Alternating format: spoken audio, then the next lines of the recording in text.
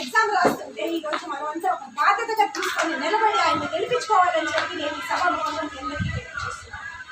ఎందుకంటే ఇలాంటి వ్యక్తి ఎన్నో జన్మల అదృష్టం చేసుకుంటే తప్ప మనకి దొరకడని చెప్పి కూడా క్లియర్ చేస్తుంది. అది ఎందుకు అంటే మన అనుకున్నప్పుడు మీరు ఆలోచించండి, సొంత అన్న మీకు ఏమైనా సహాయం చేశాడా? సొంత బిడ్డ అమ్మ నా భార్య బిడ్డలకి లేదు నేను ఫీజు కట్టాలి, ఈ మందులు ఈ నెల పొలవాకులు వచ్చే నెల పొంగు అని చెప్పిన రోజులు ఉన్నాయి. అన్నం పెట్టాలంటే కూడా ఎక్కడున్నాయి నీకు అదెక్కడ వస్తుంది ఇదెక్కడ వస్తుంది అని చెప్పిన రోజులు ఉన్నాయి. అలాంటిది ఈరోజు ఒక తల్లి కూడా ఏం చెప్తుందే, పప్పు నువ్వు ఇవ్వకపోయినా నా జగన్ బిడ్డ ఉన్నాడు నాకు ఇస్తాడు. చిన్న పిల్లడు నోట్లో కూడా అడిగినా కూడా జగన్ మావయ్యకి ఓటేస్తామని చెప్తాడు. అంటే ఒక ఇంటికి మావయ్య అయ్యాడు, ఒకరికి కొడుకు అయ్యాడు, ఒకరికి అన్న అయ్యాడు. ఇన్ని బంధాలు ఏర్పరచుకొని ఒక పుణ్యాత్ముడు దేవతకపోతే ఏమంటామని అలాంటి మనిషి ఎవరి కోసం చేస్తున్నాడు? మన రాష్ట్రం బాగుండాలని చేస్తున్నాడు, మన కోసం చేస్తున్నాడు. అలాంటి మనిషి ఈరోజు వచ్చి మమ్మల్ని అడగాల ఓటేయమని చెప్పి మేమే వేస్తాము చెప్పి ధైర్యంగా చెప్పారు. ప్రజలందరూ రాష్ట్ర ప్రజలందరూ ఈరోజు సిద్ధంగా ఉన్నారని కూడా తెలియజేశారు. ఈ నక్కలన్నీ ఎక్కువ చూసి నక్కలేదో వాత పెట్టుకుని నాకు తెలుగు రాదమ్మా సామెతలాగా ఈ విధంగా ఇప్పుడు చంద్రబాబు నాయుడు పవన్ కళ్యాణ్ పిలుచుకొచ్చాడు తోడు రమ్మని. ఇప్పుడు వాళ్ళిద్దరు కలిసి ఇప్పుడు బీజేపీ సపోర్ట్ అంట. మళ్ళీ ఆ 4% రిజర్వేషన్ మైనార్టీలకు ఇచ్చి ఈ రోజు ఇక్కడ వరకు మనం చదువుకుంటాం, బాగుపడుతున్నాం, పేదలందరూ బాగుపడాలని చెప్పి నిర్ణయిస్తే ఆ 4% రిజర్వేషన్ కూడా రద్దు చేస్తారంట. ఇలాంటివన్నీ మీరందరూ గమనించాలి. బీజేపీ ప్రభుత్వం ఇప్పుడు టీడీపీకి మీరు ఓటేసినా బీజేపీ ప్రభుత్వానికి వెళ్తారు, మీరు కాంగ్రెస్కి వేసినా బీజేపీ ప్రభుత్వానికే వెళ్తారు. కాబట్టి ఇక్కడ మనం నమ్మగలిగే మనిషి జగన్మోహన్ రెడ్డి ఒక్కటే. అదేవిధంగా జగన్మోహన్ రెడ్డికి షాడో లాగా మనకి విజయసాయి రెడ్డి గారు ఎంపీ గారు, అదేవిధంగా ఆదాల ప్రభాకర్ రెడ్డి గారు మన రూరల్కి నిలబడున్న ఎమ్మెల్యే గారు. గతంలో ఈ పాయింట్ మీదకి వస్తే కూడా గతంలో ఒక ఎమ్మెల్యేని ఇలాగే నమ్మి మనం ఓటేసి గెలిపించుకున్నామన్నా. మీకు అందరూ తెలిసిన విషయమే, ఆయన 2.5 సంవత్సరం మొన్నటి దాకా కూడా పార్టీలో ఉన్నా కూడా మనకి ఏ విధంగా సపోర్ట్ అనేది చేయలేదు, అభివృద్ధి అనేది లేదు. ఆదాల ప్రభాకర్ రెడ్డి గారు వచ్చి గతంలో 8-9 నెలలు అయిందమ్మా. ఆయన వచ్చినప్పటి నుంచి ఇప్పటిదాకా 150 కోట్లు మన రూరల్కి శాంక్షన్ చేసి ఎక్కడ చూసినా మీకు అభివృద్ధి కనిపిస్తుంది. ఆదాల అంటే అభివృద్ధి అనే పేరు కూడా సంపాదించాడు.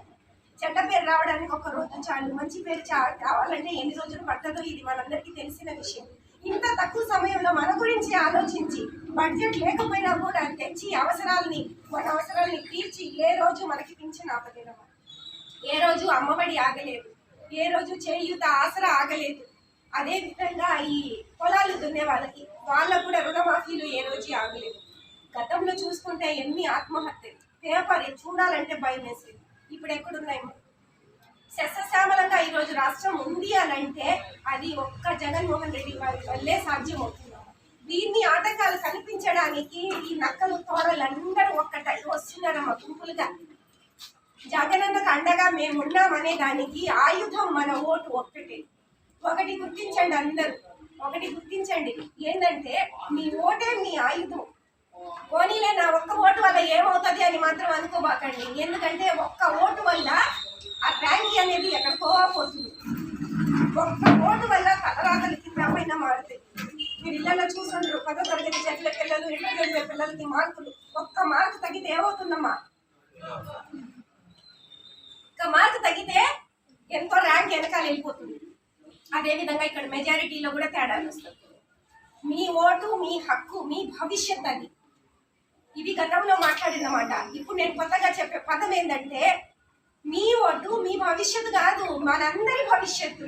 ఒక్క ఓటు అంటే నా ఒక్క ఓటు నా భవిష్యత్తు, నా పిల్లలు, నా ఇల్లు కాదమ్మా, నా సొసైటీ, నా రాష్ట్రం, మీరందరూ నా హక్కు. మీ అందరి బాగోగులు చూసే బాధ్యత నాది. అదేవిధంగా మీ ఓటు మా అందరి బాధ్యత, మీ హక్కు. మీ హక్కులోనే మేమందరం ఉన్నాము. అందుకే ఆలోచించండి, మీ ఓటుని ఎవరు పొరపాటున కూడా వాడకుండా జాగ్రత్త పడండి. మీరు ఓటర్ ఐడి చూసుకోకుండా చేయకుండా ఉంటే ఎవరో ఒకరు ఆ ఓటు వెళ్ళి వేసేసి వస్తారు. గతంలో ఇవన్నీ జరిగినవి.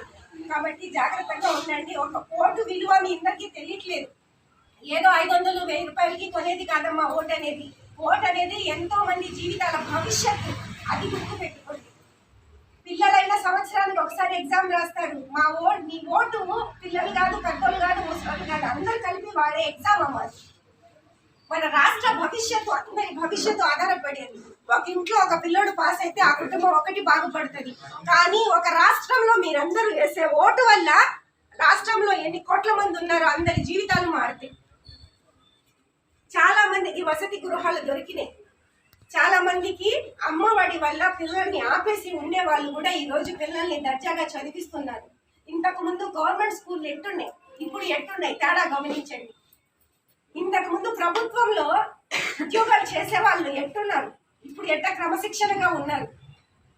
ఇంతకు ముందు సచివాలయ సిబ్బంది లేనప్పుడు మీరు బియ్యం కోసం రేషన్ కోసం వెళ్ళినా, మనిషి చావు బతుకు అంటే బతికినా పుట్టినా చనిపోయినా రెండింటికి కూడా మీరు సర్టిఫికెట్ల కోసం ఎంఆర్ఓల చుట్టూ అక్కడ తిరిగిడం, పొద్దున వస్తావు అక్కడ కూర్చొని ఉండడం. ఒక డ్రైవింగ్ లైసెన్స్ కావాలంటే అక్కడికి వెళ్ళి ఎన్ని గంటలు పడాలి, ఒక స్థలం కొనాలంటే ఎన్ని గంటలు పడాలి, ఒక సర్టిఫికెట్ కావాలంటే ఎంతమందికి లంచాలు ఇవ్వాలి, ఒకసారి ఆలోచించు. ఈ రోజు లంచగొండితనం లేదమ్మా, ఈ రోజు పెత్తందారులు లేరమ్మా. ఈ రోజు ప్రజల దగ్గరకే ప్రభుత్వం వచ్చింది. ఎప్పుడో చిన్నప్పుడు అనుకునే వాళ్ళం ఇలా ఉంటే బాగుంటుంది, అలా ఉంటే బాగుంటుందని. రాలా, ఎప్పుడు రాలా. ఇప్పుడు వచ్చింది ఒక మార్పు. ఈ మార్పుని నిలబెట్టుకోవాలంటే మనం అందరం కాలు దువ్వాలమ్మా. ఒక మనిషితో ఏది ఇదవుదమ్మా. ఒక మనిషి మొదలెడితే ఆ కాలంలో మనం అందరం కాలు కలిపితేనే ఆ పని అనేది సక్సెస్ అవుతుంది. ఇది ఒక వార్మ పెత్తందారులకి పేదవాళ్ళకి, ఇది ఒక యుద్ధం లాంటిది. ఈ యుద్ధంలో గెలవాలంటే మేమందరం ఎవరితో ఉండాలి? జగనన్నతో ఉన్నామని చెప్పాలి. మేమందరం సిద్ధమని చెప్పాలి. జగనన్నకి ఓటేసి గెలిపించుకోవాలమ్మా. ఇది మన భవిష్యత్తు కాదు. మనకేదో ఇల్లు గడుస్తుంది, ఏదో కొడుకు కోడలు చూసుకుంటున్నారు, భర్త ఇస్తున్నాడు,